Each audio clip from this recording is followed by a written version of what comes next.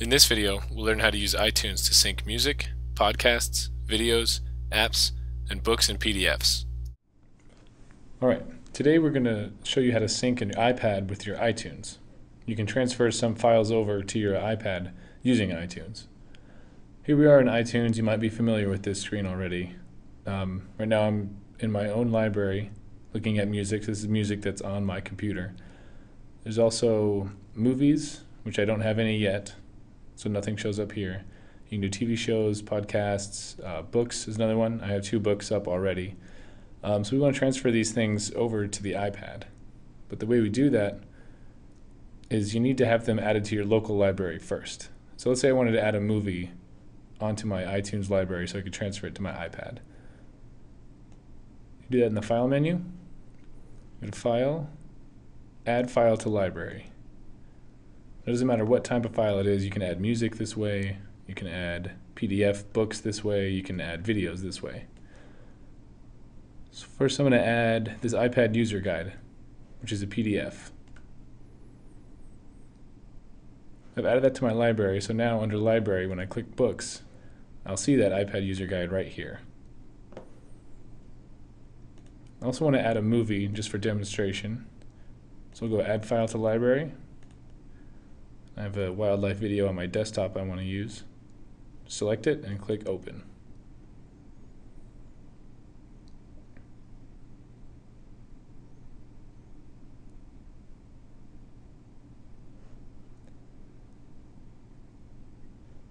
After a while you'll see it appear in your library.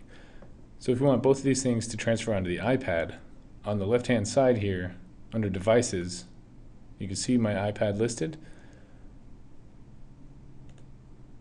If you click where it says Travis McCoy's iPad, that's just what I've named it. It'll show you some information about your iPad. Here's where you can check for updates or restore your iPad to its original settings.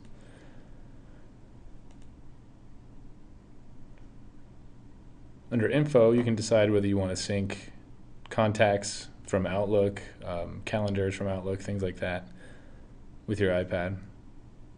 What I want to do though is I want to go to Apps. I'm going to make sure to sync apps. You can purchase apps on iTunes on your desktop and then sync it with your iPad if you like. I have it set up to sync. Music, you decide whether you want to sync your music. If I selected entire music library, you'll see down here at the bottom, blue is audio. I have 32 gigs of audio. That puts me over capacity by 20 gigabytes. So I can't put all of my music on this iPad. But if you hit selected playlists, artists, albums, then you can just select certain playlists or certain artists, and you can decide which songs will be put on your iPad. Movies, I don't have very many movies, so I'm going to set sync all movies. TV shows and podcasts I don't ever use, but they work the same way. You can sync them or not sync them. And books, I wanted to set to sync all books. Or you can just do selected books if you like, if you only want 1, 2, or 3. But I'm going to have it do all.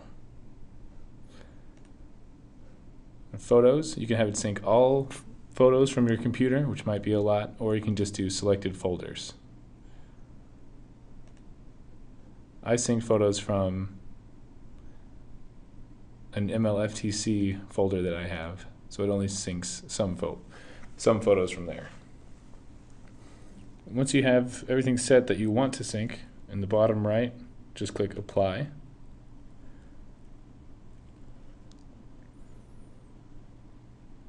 If you haven't made any changes, that button will say Sync.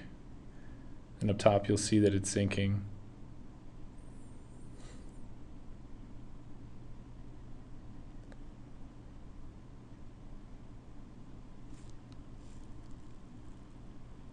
And then it's done. So now everything that you set to sync will be on your iPad. Over here on the left, come to movies, we can see my wildlife movie. And if we click on books, we can see the 3 books that I added. When you're all done syncing your iPad, under devices there's an eject button next to iPad. Push that, then you can unplug your iPad. Back on your iPad, your music and podcasts will show up under the iPod icon, videos will show up under videos, photos will show up under the photos, and books and PDFs will show up in the iBooks icon.